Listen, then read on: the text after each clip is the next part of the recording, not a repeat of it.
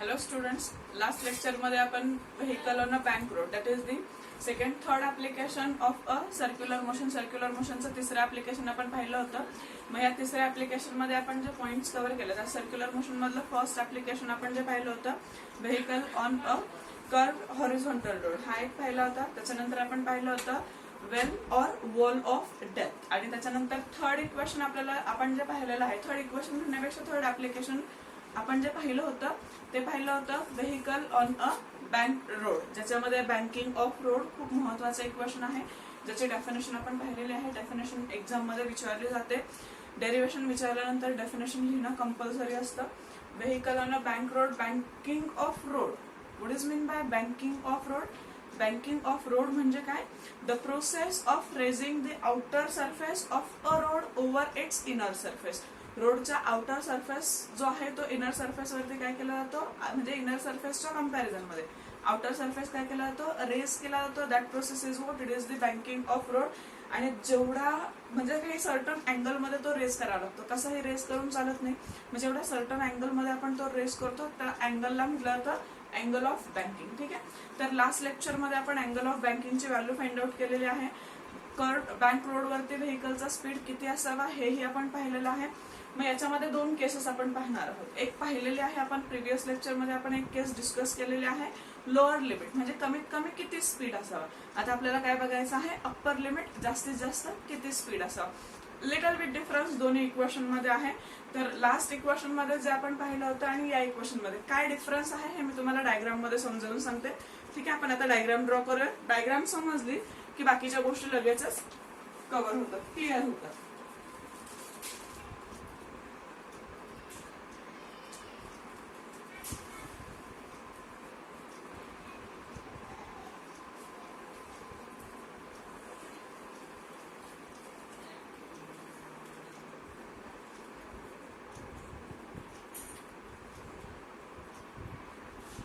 Lower speed limit बद्दल आपण माहिती घेतलेली आहे. आज आपण काय करणार आहोत, अप्पर स्पीड लिमिट पाहणार आहोत. डायग्राम आपल्याला ड्रॉ करावीच लागते. डायग्राम शिवाय इक्वेशन हे लिहिता येत नाही. आणि डायग्राम मध्ये इक्वेशन खूप छान समजतं. डायग्राम एकदा लक्षात आले की इक्वेशन समजायला सोपं पडतं.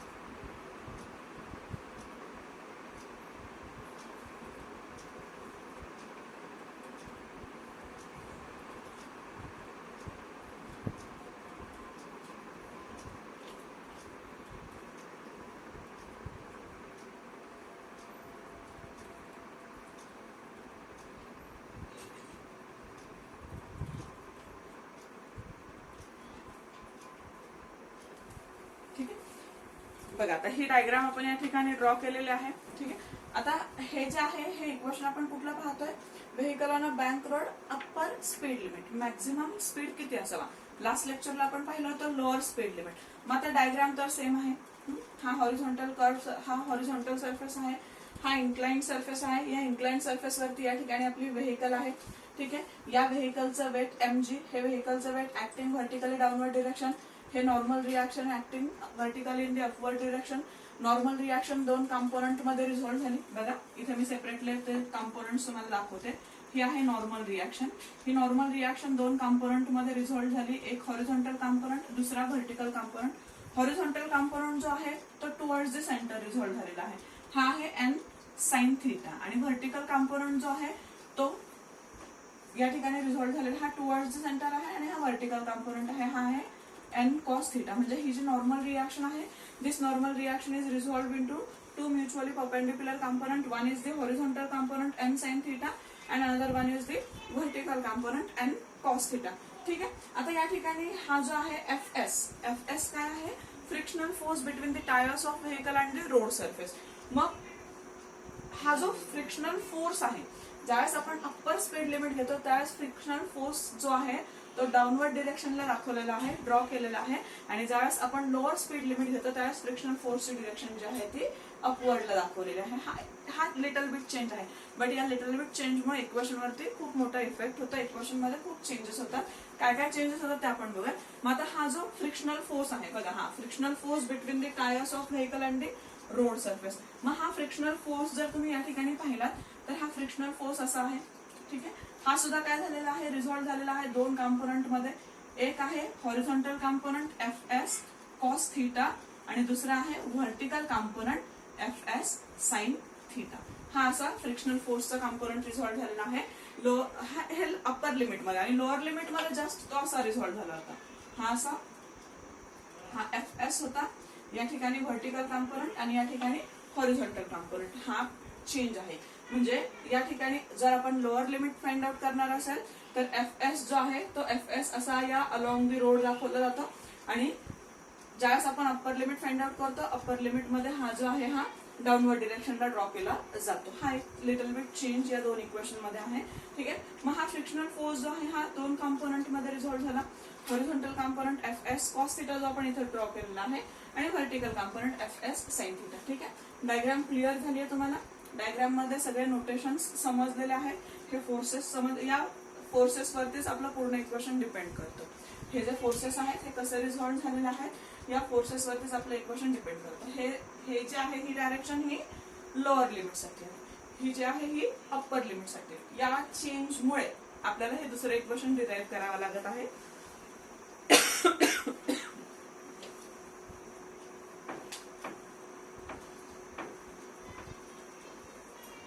आता या ठिकाणी डायग्राम तुम्हाला क्लिअर झालेच असेल. जर ज्यावेळी डायग्राम लक्षात येते, डायग्राम लक्षात आल्यानंतर पुढचं पार्ट समजायला काहीही प्रॉब्लेम येत नाही. मग आता आपण बघूयात या ठिकाणी आपल्याला इक्वेशन काय मिळणार आहे. तर इथं जे इक्वेशन आपल्याला मिळतं हे इक्वेशन बघूयात आपण.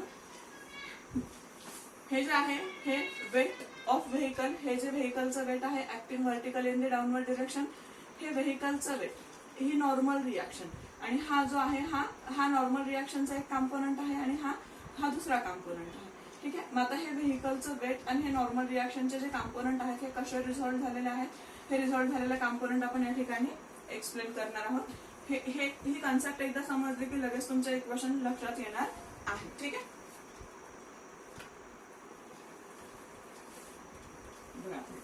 आता या ठिकाणी हा जो कॉम्पोनंट आहे हा कॉम्पोनंट या दोघांनी मिळून बॅलन्स केलेला आहे. हा जो कॉम्पोनंट आहे हा कॉम्पोनंट या दोघांनी मिळून बॅलन्स केलेला आहे. त्यामुळे आपल्याला इक्वेशन लिहिताना कसं इक्वेशन लिहावं लागणार आहे बघा. Here N cos theta is equals to M G plus F S sine theta. लक्षात आलं इक्वेशन. हा जो कॉम्पोनंट आहे, हा जो पार्ट आहे, हा पार्ट कोणी बॅलन्स केला, हा या दोघांनी मिळून बॅलन्स केलेला आहे. म्हणून आपण इक्वेशन मध्ये काय लिहिलेलं आहे, N cos theta is equals to M G plus F S sine theta. ठीक आहे. तर आता मी काय करते, हा एफ एस जो आहे हा याला पलीकडे पाठवा, म्हणजे एम जी साठी इक्वेशन मिळालं आपल्याला. मग M G is equals to, हा इथं प्लस आहे, इकडे आल्यावरती तो काय होणार आहे, मायनस होणार आहे. That means N cos theta minus F S sine theta. याला आपण काय करूया, इक्वेशन नंबर 1 लिहूया. ठीक आहे. M G is equals to, मी काय केली, ही टर्म पलीकडे शिफ्ट केली. M G is equals to N cos theta minus F S sine theta. ठीक आहे. सेकंड पॉइंट आपल्याला या ठिकाणी बघायचा आहे. आता हा एन साइन थिटा जो आहे नॉर्मल रिएक्शनचा second part, N sine component, हा जो आहे हा टुवर्ड्स सेंटर आहे. म्हणजे हा काय करतोय, हा आणि अलॉंग विथ हा म्हणजे फ्रिक्शनल फोर्सचा हॉरिझॉन्टल कॉम्पोनंट आणि नॉर्मल रिएक्शनचा हॉरिझॉन्टल कॉम्पोनंट, हे दोघेही मिळून काय करतात, ते रिक्वायर्ड सेंट्रिपिटल फोर्स, जो रिक्वायर्ड सेंट्रिपिटल फोर्स आहे तो रिक्वायर्ड सेंट्रिपिटल फोर्स हे दोघेही मिळून काय करतात, ते प्रोव्हाइड करतात. ते मग त्यासाठी आपल्याला इक्वेशन या ठिकाणी लिहावं लागणार आहे. आता सेंट्रिपिटल फोर्सचा फॉर्म्युला तुम्हाला माहितच आहे. What is the formula for centripetal force, yes it is M V square upon R. आता अप्पर लिमिटचं इक्वेशन फाइंड आउट लोअर लिमिटचं इक्वेशन फाइंड आउट करत असताना आपण V1 नोटेशन वापरलं होतं किंवा V मिनिमम वापरलं होतं. आता आपण V2 किंवा मग V मॅक्झिमम नोटेशन यूज करूयात. ठीक आहे. मग इथं मी इक्वेशन काय लिहिते बघा, M V2 square divided by R. इथं तुम्ही V मॅक्स लिहिलं तरी चालेल. M V2 square divided by R is equals to, कोणी दिला, हा जो रिक्वायर्ड सेंट्रिपिटल फोर्स आहे हा कोण प्रोव्हाइड करताय, तर हे दोघं मिळून प्रोव्हाइड करतात. म्हणून मग इक्वेशन काय लिहिता येईल आपल्याला, तर N sine theta plus F S cos theta. हे झालं आपलं इक्वेशन नंबर 2. ठीक आहे. बघा, हा जो आहे हा रिक्वायर्ड सेंट्रिपिटल फोर्स जो आहे तो कोणी प्रोव्हाइड केला, तर तो या दोघांनी मिळून प्रोव्हाइड केलेला आहे. N sine theta plus F S cos theta. हे झालं इक्वेशन नंबर 2. आता काय करायचं, now divide equation 2 by equation 1. Equation 2 ला इक्वेशन 1 ने आपण काय करूयात, डिवाइड करूयात. मग इक्वेशन कसं मिळणार आहे, M V2 square divided by R आणि याचा डिवायडेड बाय जी. मग आपण एक काम करूयात, पलीकडे इक्वेशन घेते, इथं तुम्हाला दिसत असेल कदाचित.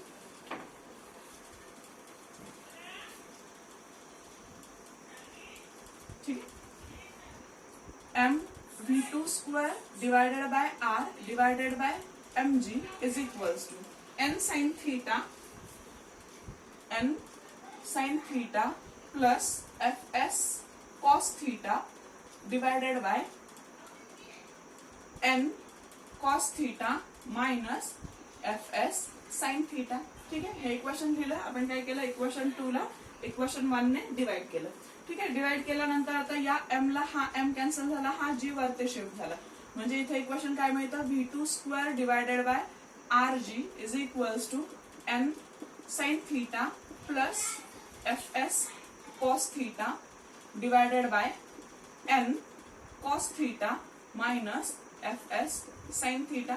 आता इथे आपण काय करूयात, एफ एस ची व्हॅल्यू सबस्टिट्यूट करूयात. एफ एस ची व्हॅल्यू काय आहे, म्यू एस इंटू एन आहे. बिकॉज एफ एस काय आहे, frictional force between the tyres of vehicle and the road surface.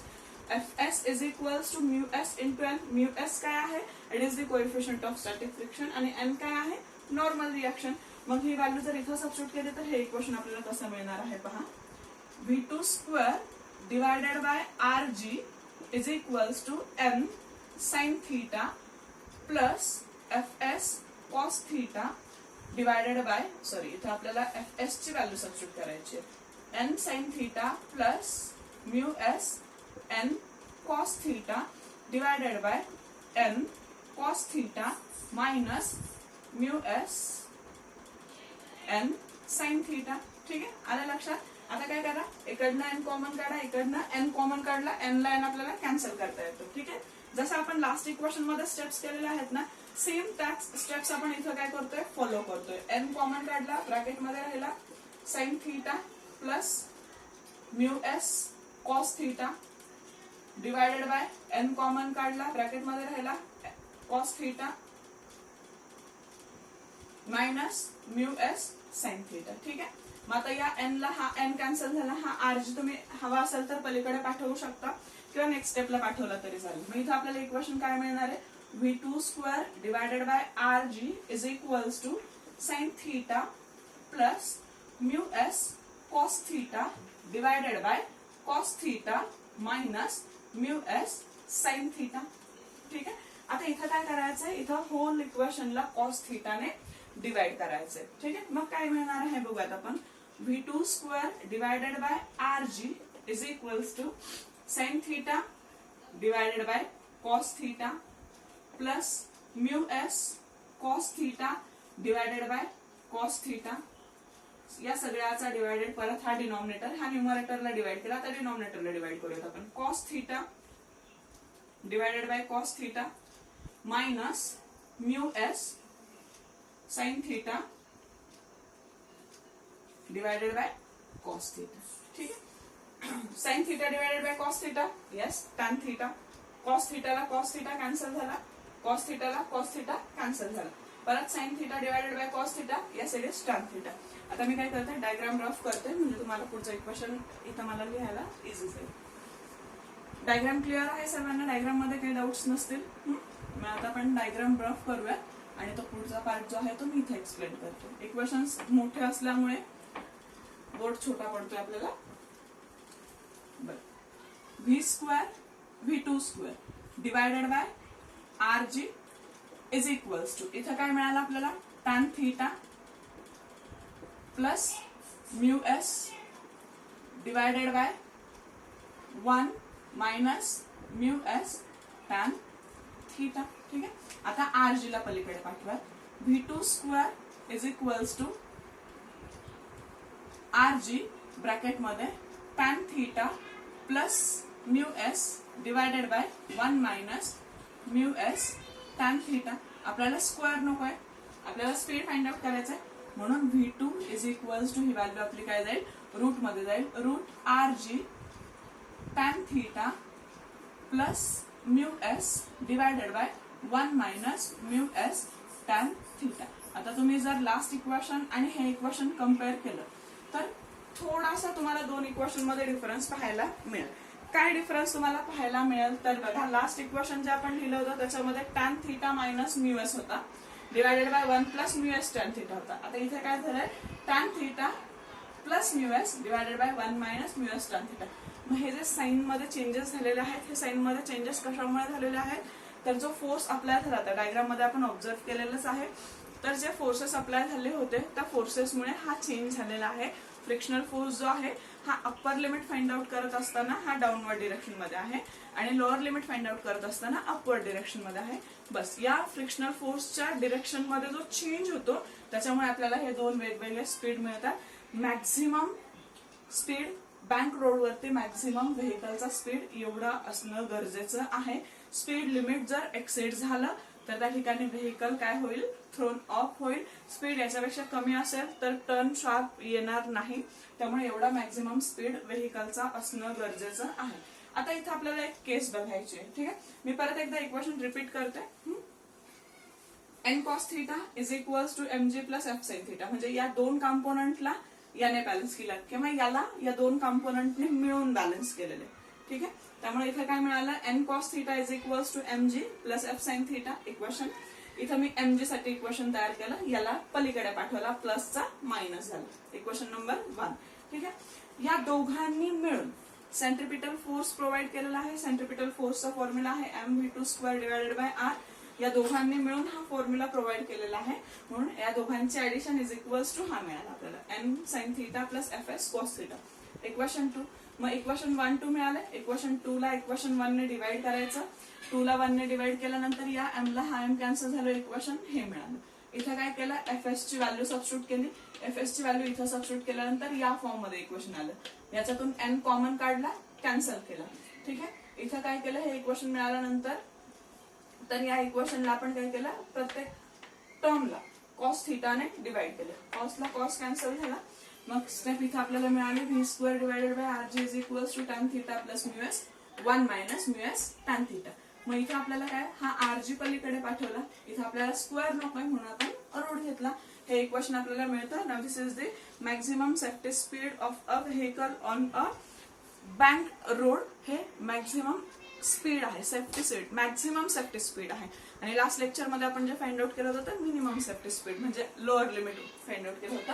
हे काय आहे? अप्पर लिमिट आहे. ठीक आहे. तर आता इथे एक केस आपण बघूयात. जर आपण म्यू एस ची व्हॅल्यू चेंज केली,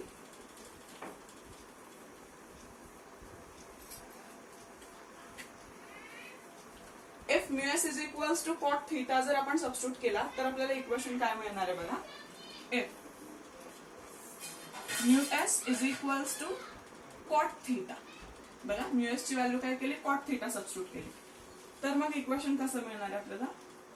v2 is equals to under root RG हा आहे तसाच ठेवा, tan theta plus mu S ची व्हॅल्यू काय केली? कॉट थीटा सबस्टिट्यूट केली divided by 1 minus mu S ची व्हॅल्यू काय सबस्टिट्यूट केली?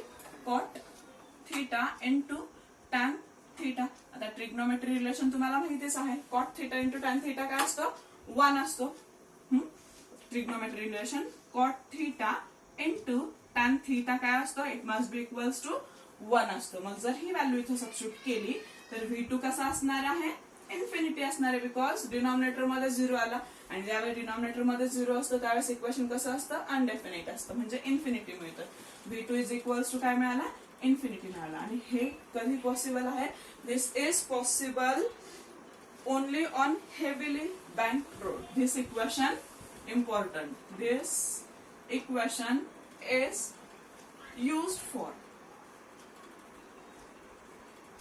heavily banked road. म्हणजे जास्त कर्व शार्प जिथं असतात त्या ठिकाणी हे इक्वेशन म्हणजे हे लिमिट वापरलं जातं.